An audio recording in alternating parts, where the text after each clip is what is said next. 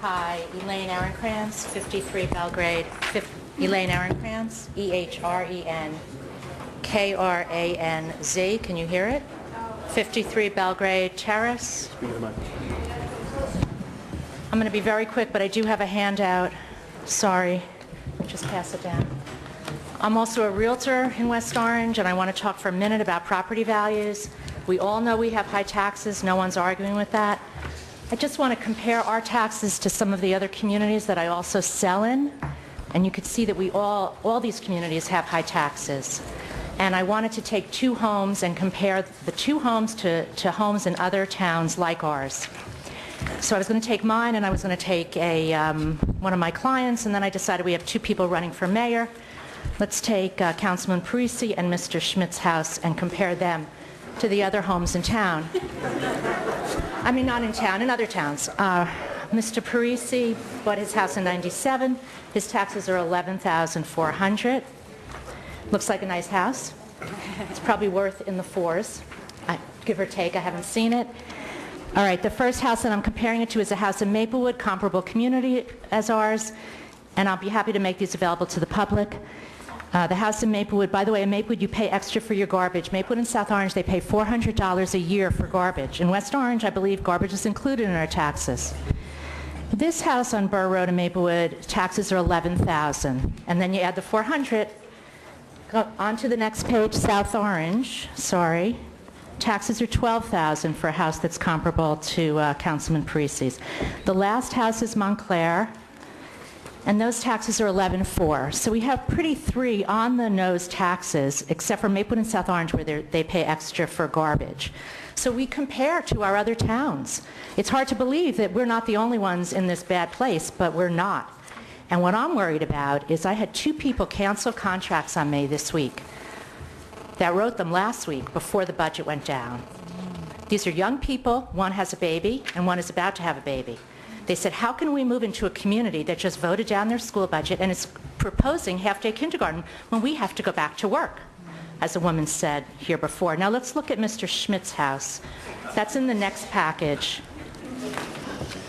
And he lives on 3 acres in, of course, we know a gated community, beautiful, beautiful community. You wouldn't pull a dumpster up to his house, that's for sure. Which is the good news. It's the good news. No, I don't think so. I don't think so. I know his house. Of course, he did sell it to his wife in '07 for $1, which was a really good deal for her, I have to say, a really good deal. I wish my husband would make me that deal. That would be a pretty good deal, even for me. But I just want to say that the reason that the attorneys could probably speak better to this, why does someone sell their house to their wife for $1? Elaine, let's... I'm going to hurry up. Okay, so then I just want to compare if he was to have a house in another town. Maplewood, this is on 1/3 of an acre in Maplewood. His taxes would be $25 with extra garbage, on 1/3 of an acre. South Orange, $36,897 with extra garbage on 1.3 acre. This is black and white. I wanted you to see it in black and white. Montclair, beautiful community. 1.75 of an acre. That's a nice piece of property, not as nice as his. Those taxes are $46,453. I do have more examples that are higher, but I don't think I have to go through them. What's the median income in the area? What are his taxes? No, the median incomes. Yeah, I do know that the median incomes are sometimes higher, sometimes lower. Elaine, yeah. sir. My point being is that it's hard in a lot of places, and what I worry about is property values in my community, because this is where I sell and this is where I live. And that's what I'm concerned about, is property values plummeting without supporting our school district. I know that you all know this, but I just had to show you for facts. And by the way, Mr. Schmidt's taxes, unless you didn't see that, were $30,000. Which is really a bargain when you look at 3 acres of property. No other community around here can he get 3 acres, or he in a gated community for $30,000. Thank you. Thank you very much. Thank you.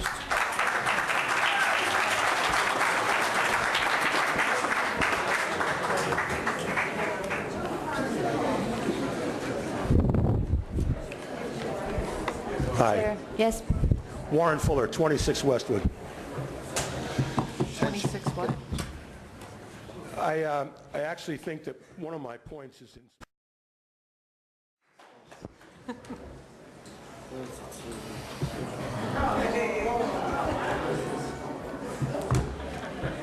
Jim Quinn, 15 Coing Place. You guys having fun? Well, it's a tough task that you have. I'm a CPA and I have a master's in finance, and I was on the board for 3 years. It is a very difficult, a very complicated budget. So I applaud you for reaching for outside resources. I also served on the Budget Review Committee for 2 years. So I've been through my share of budgets, probably about 5 of them. It is a very, very difficult and arduous task. It is complicated. To use a technical term, it ain't easy. So I urge you to take your time, to do your due diligence. You heard a lot tonight about programs. Every cut has a consequence. So I urge you to take your time. I heard sometime tonight, earlier on, it seems probably about 8 hours ago, that a campaign manager for one of the candidates for mayor got up and said, "You better get this done before the election. You guys are playing politics."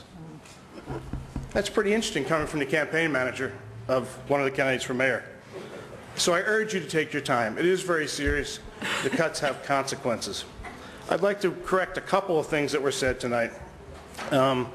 Gary Englert is not Rob Parisi's campaign manager. Gary's bald, has glasses.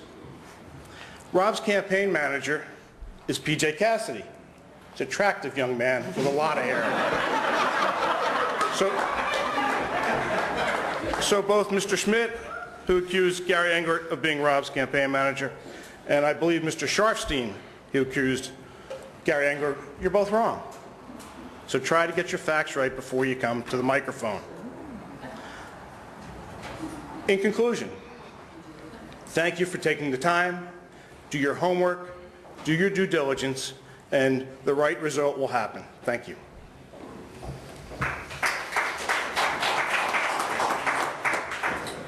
Here we go.